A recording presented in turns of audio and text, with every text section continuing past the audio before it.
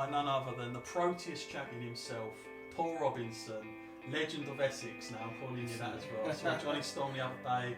Here's another one, Paul Robinson.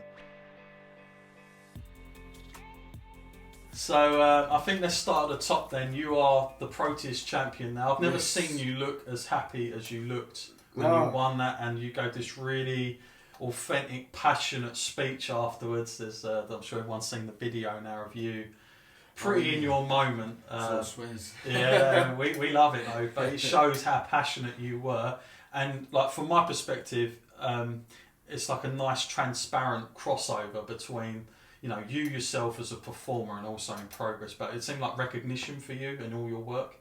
Yeah, no, it felt like a little bit like that because it meant a lot to me. So yeah, it was, and I mean I'm carrying it around with pride as well. So it's very nice. Yeah, no, definitely I'm proud of it, and yeah. And so obviously, like since you've been the champion, you've defended this now as well, and you've been a champion. I know you said you are Progress. Do you feel like that's now become your safe haven as far as the promotion goes? Is it Progress Wrestling for you? Yes, yeah. Very much so. It's home for me, right. Especially going into the ballroom. That's as I say, that's the place. I feel so comfortable. Progress in general is just being there and being there for as long as I have, and having them do what they've done when I wasn't wrestling and working behind the scenes there. I've got a lot to thank them for. And yeah, I love the place. I put them before others at times. Sure. It's definitely a priority for me. Cool. And you always come across as somebody who's like really passionate about whatever you do, and you're like 110% with whatever you do by the looks of it. So with that, I've got to ask the question: if you're always like that, what are some of the frustrations been in your sort of overall career? When you think back to it. In my career, I didn't take it as much as I've always been passionate and I've always loved it. I wish I'd put it as more of a priority at times. It was always more of a hobby, right. And it was something I did on the side. And I didn't take it. I took it serious, but I could have put more time and effort into it when I was younger. But like a lot of other people, I got distracted by other things. Yeah. But no, now though it's different. I'm putting a lot more effort into the full. It's not just a matter of turning up for wrestling shows, do your thing and go.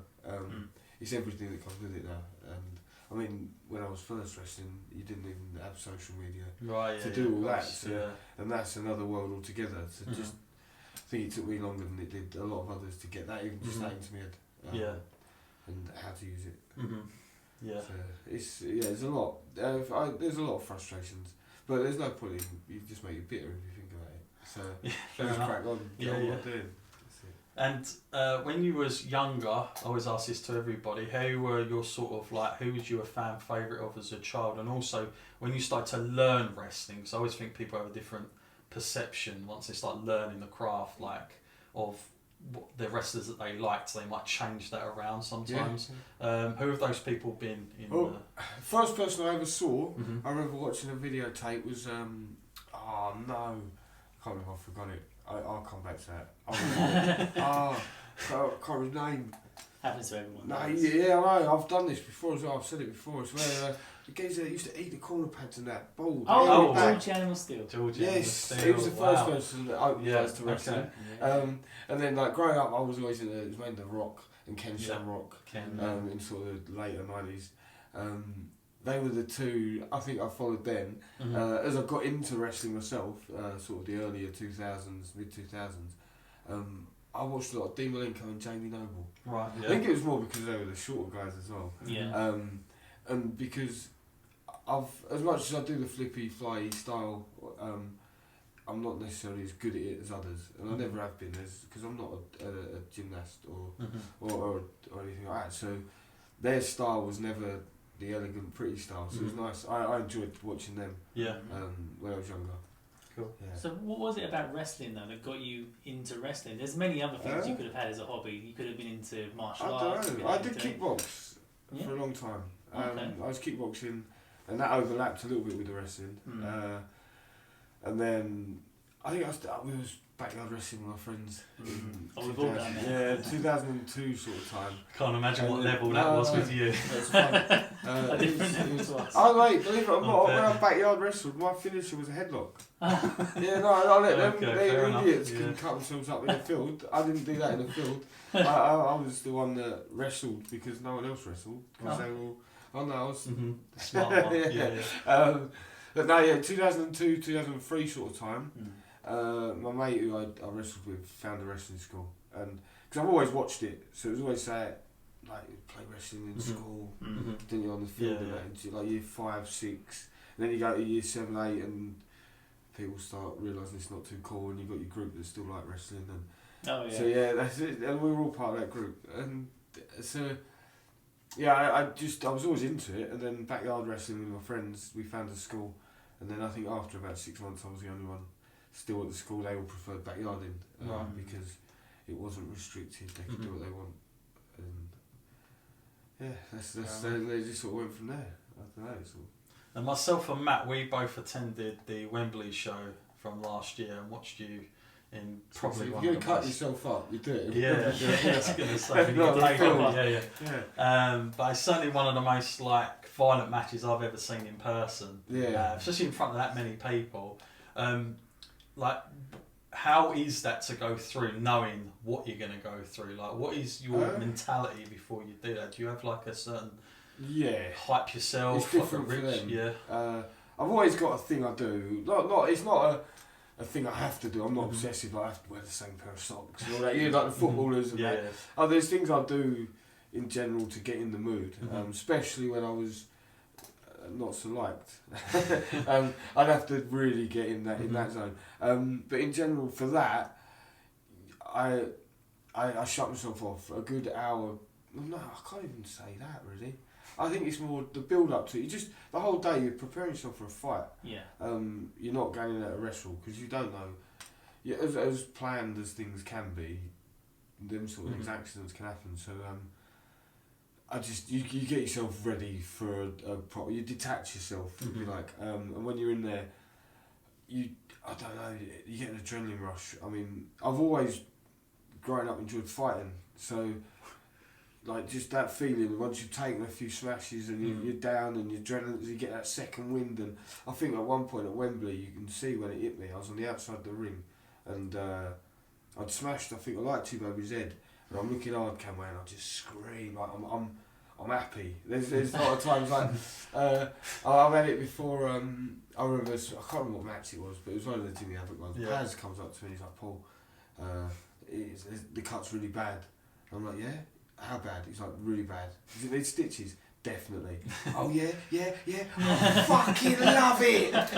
I'm like, you want some really, yeah. Because you smell the blood and but I'm not a fan of doing them matches all the time.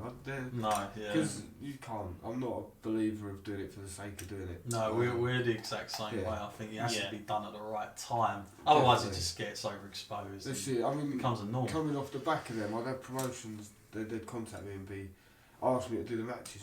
No, and they'd offer. Yeah, they'd offer what you want if you, I don't want to talk about that sort of thing. And you still know, it's like, do something with it. Let's build to it. You know? Tell a story and give it a payoff. Don't. You see too many people now. You see them on Twitter. I want to do a death match. In the sea. Do you know what I mean? You might want to do one, but how about think of who you want to wrestle and where you can go with them, and then think, oh yeah, we're good if we did this. Don't just jump, I want to do a death match. Yeah, I always think the people really care who wins and loses, because if they don't, then there's probably no point doing it. You see some death matches, they're hitting each other with stuff, and the crowd, you just get, just loses impact. for me, that ain't for me. I wouldn't do it for the sake of doing it, and I think if Jimmy was to come back, I wouldn't say no. But that's different. That's, I don't know, we've got a little bit to go on. And you're I always get asked by a lot of fans as well, they say Paul Robinson, you've been and seen, is Paul Robinson Paul Robinson? I always have to say yes. Because you're one of the few guys that whenever I've met or seen, you are you. Yeah. Like, do you know what I mean? You might have scaled it up to a 10 maybe when you're in that ring, but you are you. You're not having to put on a persona or a character. No. This is you. So when I saw that interview of when you won this title, I saw how much that meant to you. It wasn't like some scripted nonsense. You know what I mean? Like, oh, look really dramatised. That was you. So I say to people, Paul Robinson is pretty much what you see is what you get. And like when you was working a few years back, of course you was quite intimidating to the crowd. We'd see you come out.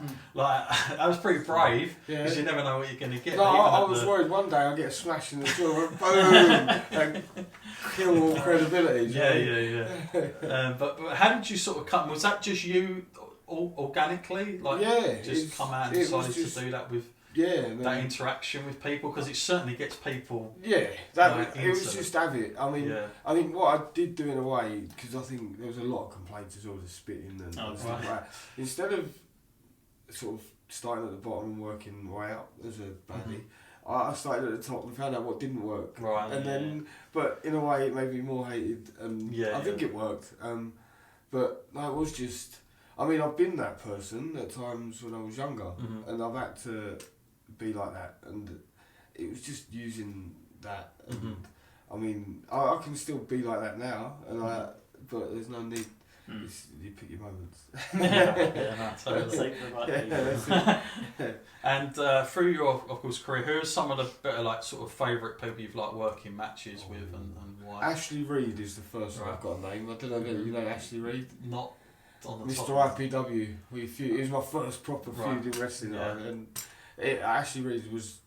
But nowadays, I like Shah Samuels. I will shout Shah every time. It's been a long time. I've stepped in the ring on Friday. I cannot wait. Will Ospreay, Jimmy Havoc. Will's just because it's Will. It's just nice. Havoc is always a special feeling. There's people now who I've had matches with recently, and they've only been one-offs, first times, and I've enjoyed the fight. Trav at the weekend, that was I enjoyed that. He hit me good, and I think he's cut me there. Yeah, my nose was all bashed up, and that I enjoyed that. I'm trying to think. Yeah, I just enjoy everyone. That's like I don't know how. I like to keep things a little bit straight. I get a lot of people come up to me now and they'll ask for feedback, or so I don't know how to talk about this side of it, but I'm so used to drawing the line. But that's fair enough. And I like the time when people, like, if I've been in the room with someone, they ask how was it? I'm like, mate, I'm too busy enjoying myself. I'm like, I can watch your stuff and tell you, but if I'm in there, I'm having fun, and and I'll come back. I'm like, yeah, it was good. Like, I feel good. No one got hurt. Do you know what I mean? To an extent, and I just enjoy it. I just love wrestling. I like even the guys like Trevay, Rambo, TK. Getting in the ring with them is great. I think the standard of training now is so much higher than what it was 10 years ago. So you haven't got to question people's knowledge so much before you get in the ring with them, and you got a higher expectation, and so many people fulfil that expectation. That's like you're forgetting they're coming from hustle and knuckle locks and lucha, and over you got like Mike Bird School and Dragon Pro everywhere. Do you know what I mean? There's like 5, 6 whatever schools there. WAW, Norwich that can teach a good and there's so much now compared to what there was. It was all a bit hokey before, and you weren't sure who you were training with, and people have got a lot more credibility. The trainers. And I think that makes a big difference now. That's the best thing about having like all this network and New Japan, because I can have it all on my phone and on the move. So it's more. I watch it when I'm travelling or at work. If we've got half hour waiting for something, you can watch a bit. So I watch it. I don't watch. I'll be honest. I don't watch the two main commercial brands. It's mainly the NXT, New Japan. I've been watching AEW, and I've been loving. The NWA Power. I've just been talking to I you watched the second one live last night. Staying up late as well. I started like 11:05, I think. So I stayed up. I watched that last night. I love that. That's been getting some great reviews so far from everyone. Because I like a lot of people give him stick, and he's very like, unique. I'm not. Jim Cornette, his drive-through podcast, That's when he gets asked questions about the old 80s territory days, I love listening to them stories when people were making money, and wrestling was so seriously looked at and taken protected as a profession. That's now it's like completely different. So I love hearing about it and what. I don't think it was ever going to continue to be like it was. Everything has a lifespan. Do you know what I mean? So it wasn't going to be that forever. But it's nice hearing the towns because as much as people knock him, his knowledge and his on the history of wrestling, it is amazing. So I like listening to that and that's good because and I watch some of the old Memphis stuff and. It's good. I enjoy that, and you can learn from that stuff. Yeah, there's lots there. What's old is new. That's it. And like when you talk about the stuff like that and the sort of curtain coming over, if you will, like with how much we know about the business and the exposure and stuff, you seem like you've been able to sort of adapt and embrace. I struggle, but you seem like you got good cover. Good disguise there because. This is the one thing I can get a little bit on. I personally think, again, it's going back to wrestling schools. They're too much of an open door for me. It's like the magic circle. You know what I mean? For me, like you're revealing pulling the curtain back, revealing the secret behind the trick, and I think there's too much. People concern themselves with making too much money out of schools. This is personal opinion, just me. And so they let anyone in, everyone knows the secret, and it goes out, and everyone thinks they know more than they do, and it's like we need to, for me, but it's past that now, it's too late, so it don't matter. Well, so, you say that, but look at what NWA are doing, like you said. Yeah, that's it does show you that you can go back to it if you want to. Yeah. But if you look at, say, sometimes like with WWE, even their top performers, they don't seem to have much of a holdover. Like with, say, they'll tweet a picture of them hugging backstage after such stuff. So it sort of takes you out of the moment. It's like, for me, it's like watching a film, like, I don't know, Alien, and then Sigourney Weaver stops it halfway through and talks about what's just happened and how it felt. Because you see them all as well. You got to try and... I'm not moaning, sorry. That's good. All the guys that get signed with NXT, they're all wearing like these sharp suits. Yeah. I'd love to, if I got signed, just go out and buy the best tracksuit I can find and rock up. Because it's like these, sure, I don't know how much they're influenced. I don't know nothing about all that. I'm outside. But I don't know if they told the probably to dress smart, but I don't know, I'm coming in, I'm going out and buying a nice Timberland tracksuit and I'll rock up in that. No, that's not happening.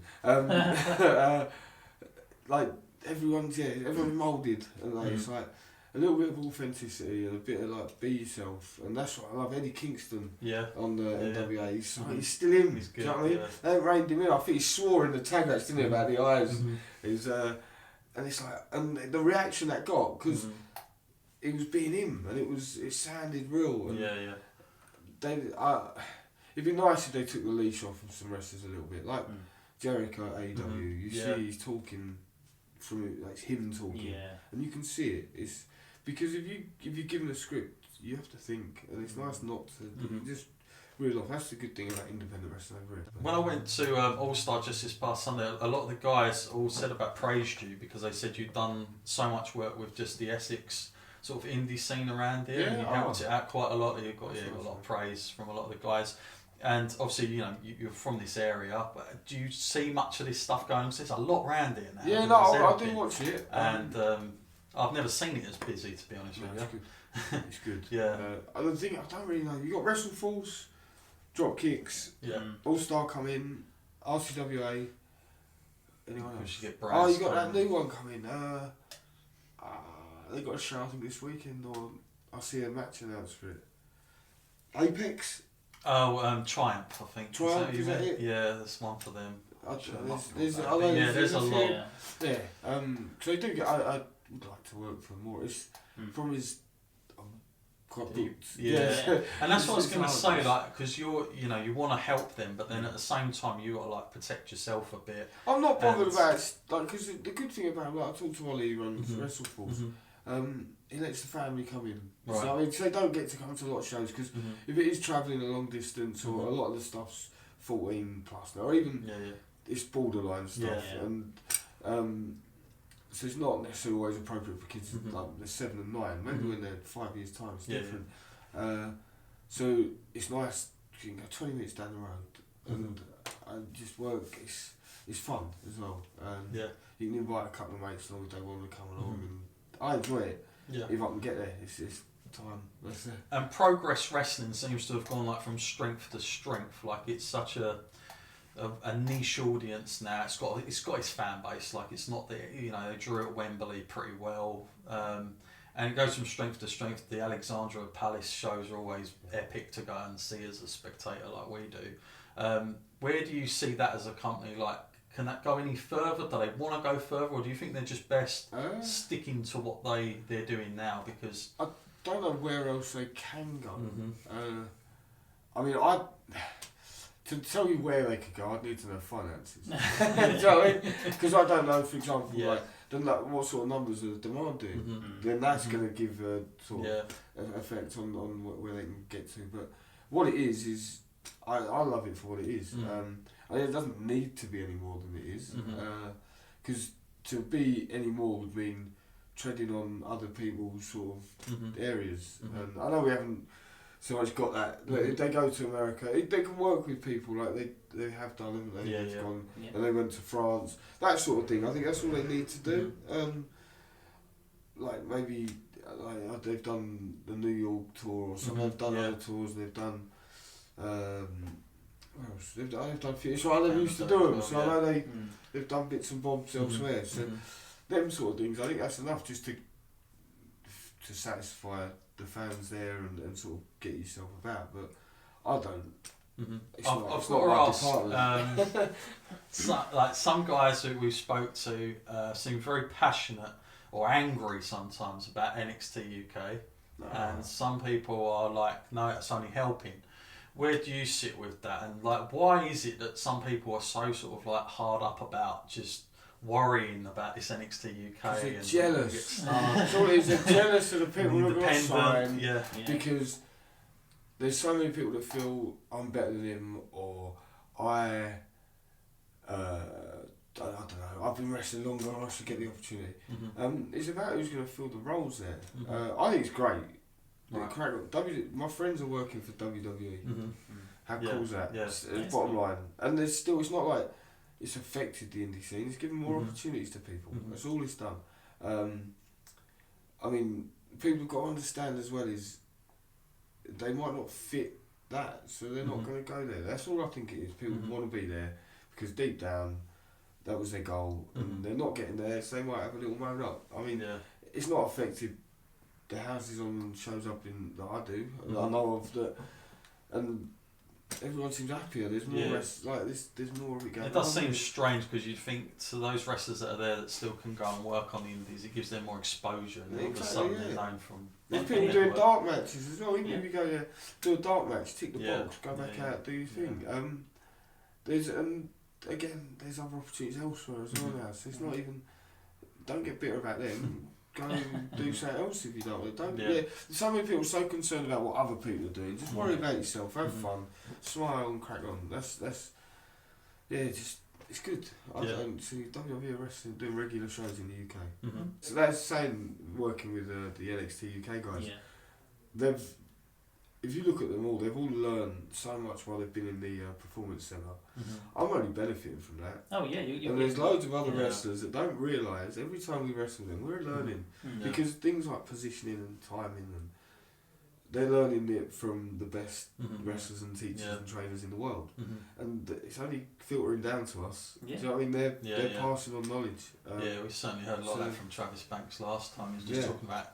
To be critiqued by Shawn Michaels, you can't get better than that. And now I'm wrestling that geezer, and he can give me feedback and advice.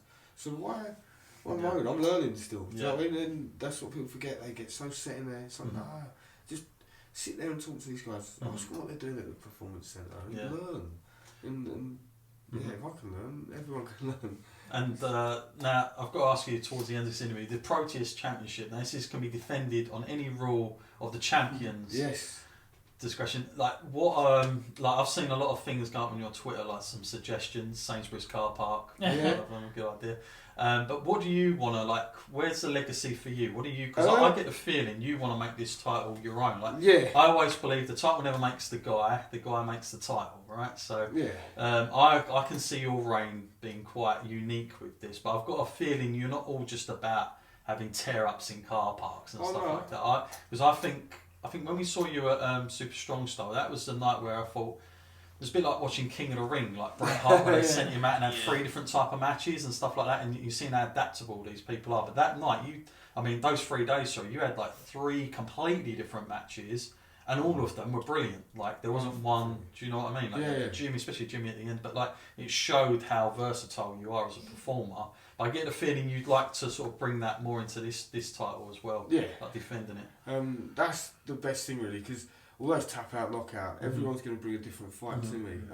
I had Travis Banks at the weekend. I'd love to fight Ilya after the Rumble.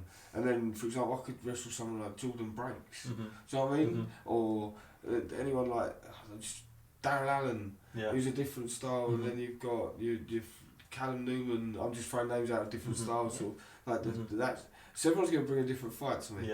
And they've got to try and knock me out. That's the best thing about it. Because, hands up, there's a good chance. Did you wouldn't have seen it. Travis Banks might have been able to pin me at the weekend. But I think it was in the air and I was telling him where to go. Because he weren't knocking me out. There's a difference. Because, being my size, if someone lays on me, I'm at a disadvantage. So, I just like the idea of being able to have a different fight and we can take it where we want, we can keep it, like I can keep in the ring if I want, I can do what I don't know if you've seen clips of how the match ended. Bits and pieces,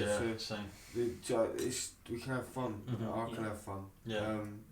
Which is the best thing. There's no restrictions. If I want to go out there and wrestle, I'll go out there and wrestle. If I want to go out there and have a scrap, I'll have a scrap. So it's not knowing what's going to come is the best thing. I like that because then you're always ready, you. And you yourself, do you plan too far in advance on your own career now at this stage, or you joke it just day by day? I've never planned ahead. I don't even create goals so much because I find within wrestling, if you create yourself too many targets and goals and you don't make them, people get you can get. It's like just enjoy it. I love doing it, so I just enjoy it. I'll turn up to the show, smiling, have fun, crack on, get out. Next week. I don't know what I'm going to be doing next year. I don't know what I'm going to be doing in 5 years. There's no point in planning. I just enjoy it. Just turn up, have a fight, go home. And I enjoy seeing everyone, the social side of the wrestling now, and interacting with the fans, and just being given the opportunities I'm being given. I'm just thankful and grateful, and that's where I'm at the moment. Cool.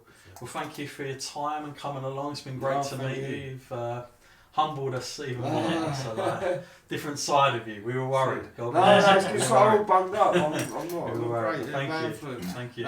Thank you. Thank you. Cheers, man. Thank you. It's been a pleasure. No worries.